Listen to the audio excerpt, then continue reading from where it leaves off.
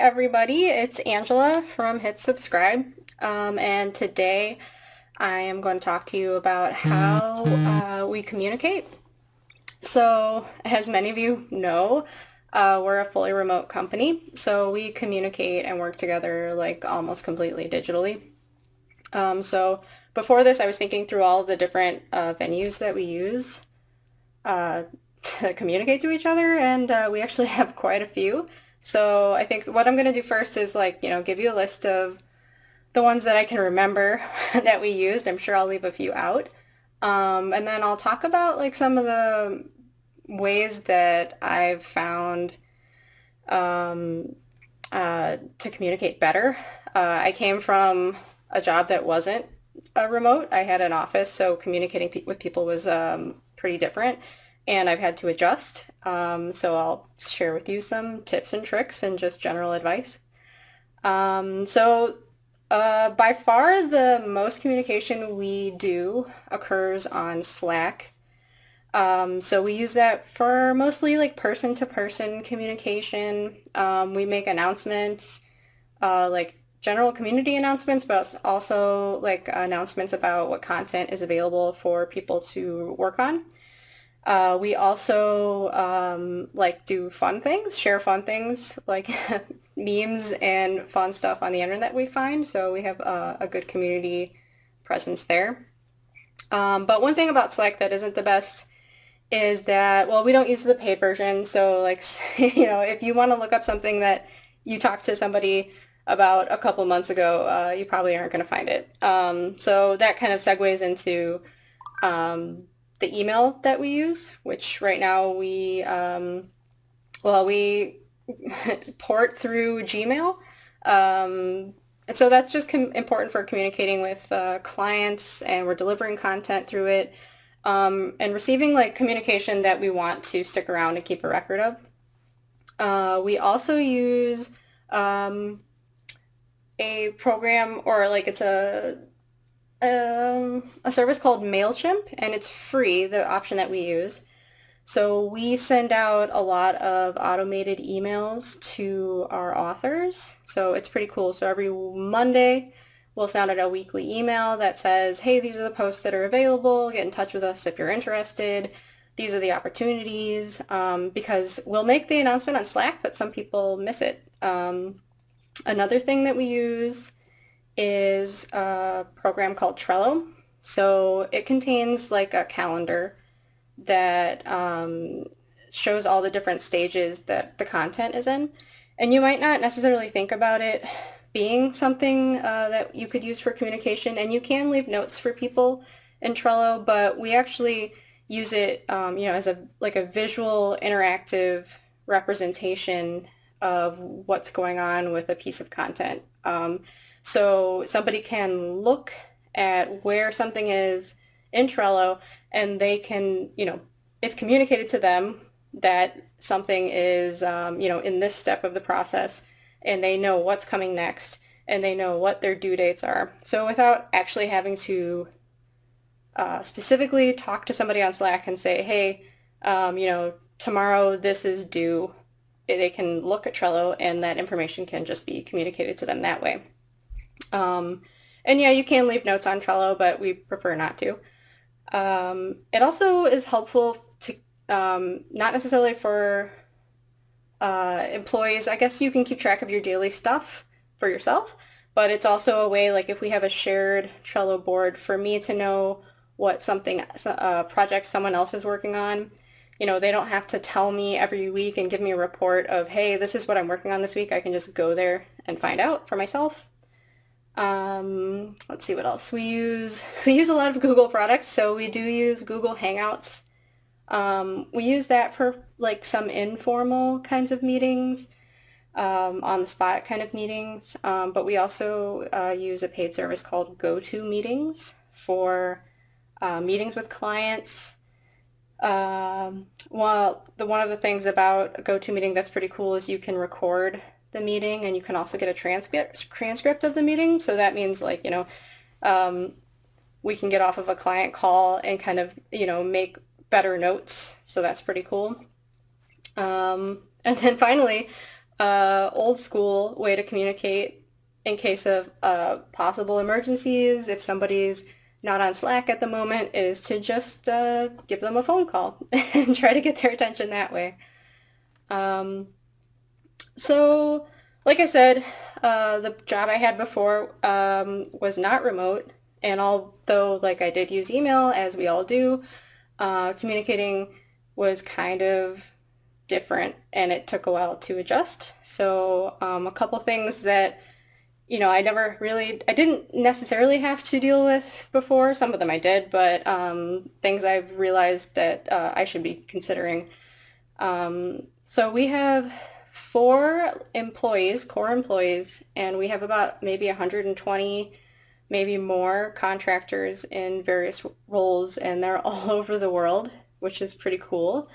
But something, about communication that we need to consider that's related to that is that many of the people that we work with are in like completely different time zones than we are. So our headquarters is in the United States, and so we use the Eastern Standard Time to set all of our deadlines. And we aren't really flexible on that because it would be chaos if we use different times for different things. So what we can do is try to be sensitive to people who are in other time zones, like especially international people who like might be way on the other side of the world. So like just because it's like 2 o'clock p.m. here for me in Illinois, it might be like 2 a.m. for somebody in Asia, like in Thailand. So they're probably in bed and they're probably not going to get back to me immediately. So being flexible and being sensitive is important. This is something that, of course, did follow me from a non-remote job, which is being punctual. So, even though we aren't like together physically, being punctual to meetings and being punctual with communication is super important. So, we rely on technology for meetings, and sometimes it doesn't work very well or, gets glitchy.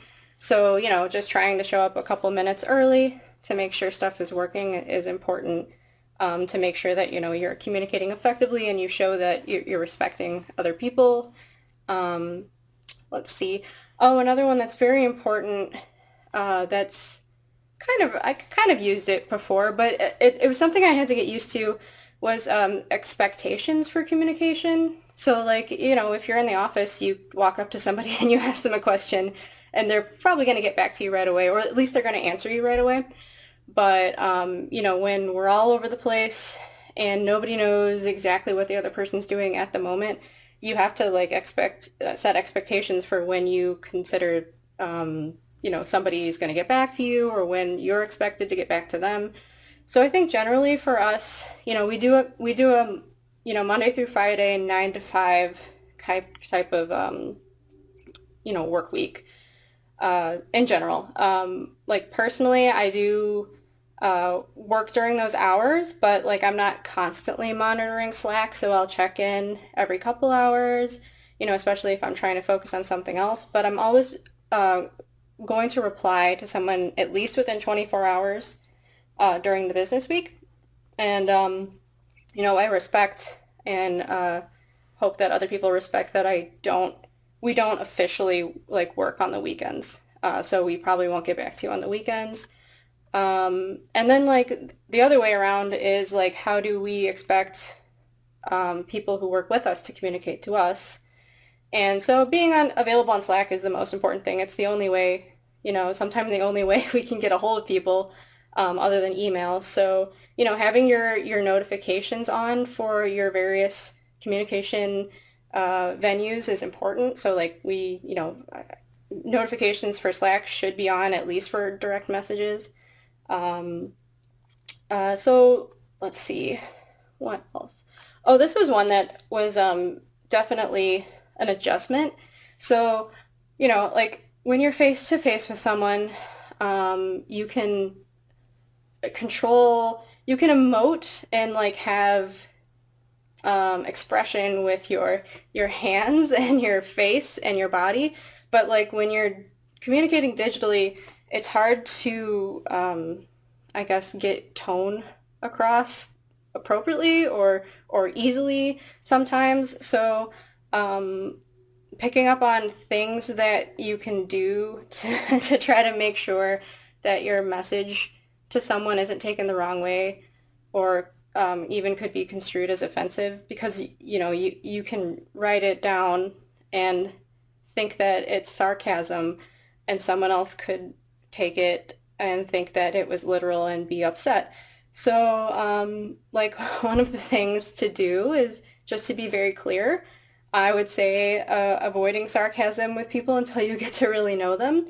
And one of the fun things to do is to actually just use your use emojis to try to emote your what you would probably have on your face or whatever in real life. So, like a winking guy or like a smiley face or a sad face can help really kind of humanize your message and make sure you get get across like what your emotions are.